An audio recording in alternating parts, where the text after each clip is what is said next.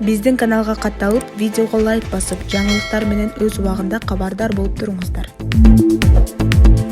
Бүгүн 12 январда Жогорку кеңештин комитеттеринин төрагалары шайланды. Депутат Адахан Мадумаров Жогорку кеңештин комитеттеринин төрагаларын кайрадан шайлоону сунуштады. Ал ишеним кат менен шайлоо болбой турганын эскертип, кайрадан шайлоо өткөрүүнү сунуштады. Депутат Алтынбек Сулайманов жооп кайтарды. Ишеним кат менен добуш берилди. Биз эски регламент менен жашап жатабыз. Жаңы регламент кабыл ала элекпиз. Талаш бар, маселе жок. Ушул убакка чейин ушинтип келгенбиз. Менин артымдан комментарий бербей эле койгула. Катуураак жооп алып каласыңар, дейт Сулайманов.